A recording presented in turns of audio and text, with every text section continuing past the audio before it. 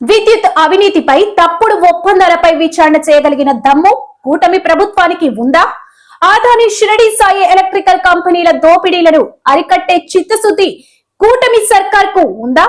YCP ప్రభుత్వ అవినీతిని కాపాడుతూ అవినీతిని అదే బాటలో ప్రయాణిస్తున్న కూటమి ప్రభుత్వం అని సిపిఎం నాయకులు అన్నారు. మంత్రి గుత్తిపాటి రవికుమార్ గారైతే 26 సంవత్సరాల కాలంలో ఛార్జీలు ఎప్పుడూ తగ్గించలేదు, ట్రూ డౌన్ చేసేమని ప్రకటించారు. ఇదంతా పచ్చి అబద్ధం. 2026లో రాష్ట్ర ప్రభుత్వం ప్రజలకు వేసిన క్రూరమైన జోకి, క్రూయల్ జోక్ అంటారు. మేము ప్రతిపక్షం కమ్యూనిస్టుగా నేను చెప్పేది కాదు, కూటమి పార్టీల్లో ఉన్న ఏ కార్యకర్తనైనా కూటమి ప్రభుత్వం వచ్చిన తర్వాత కరెంటు బిల్లులు తగ్గాయా లేదా అడగండి. ఏ బిల్లు అయినా చూడండి, పోనీ ఎవరికైనా తగ్గినాయా? తగ్గకపోగా ఈ 18 నెలల కాలంలో సుమారుగా 24,000 కోట్ల రూపాయలు భారం వేసింది.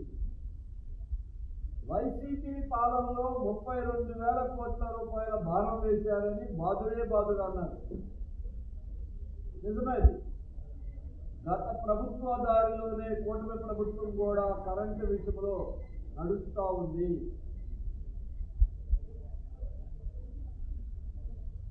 రెండు 2019-24లో 5 ఏళ్ళు వాడుకుంటే ఇవాళ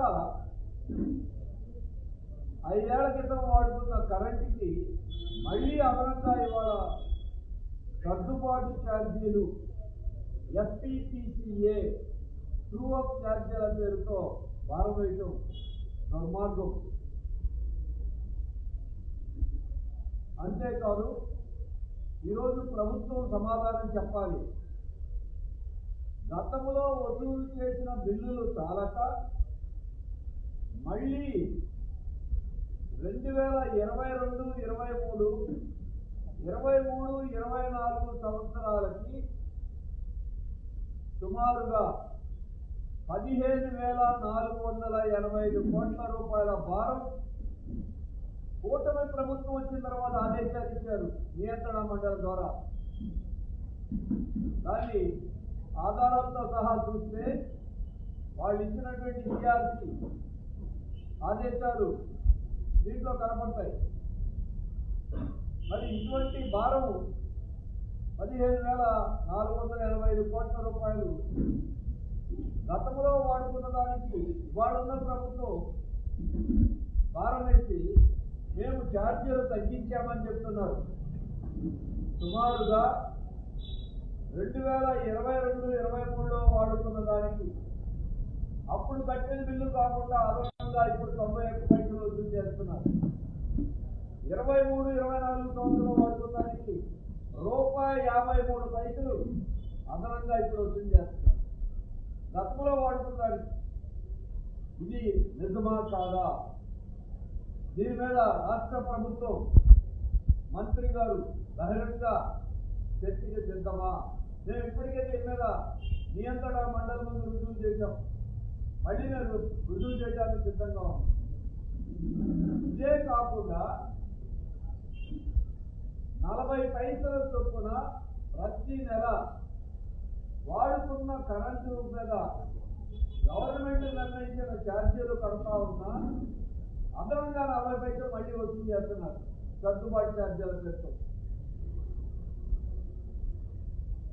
మరి భారం తగ్గిస్తాం, ఖర్చులు తగ్గిపోయినాయని చెప్తున్న ప్రభుత్వం గత ప్రభుత్వం లాగానే ఇవాళ కూడా 40 పైసలు అదనంగా ఎదురు చేస్తున్నారు.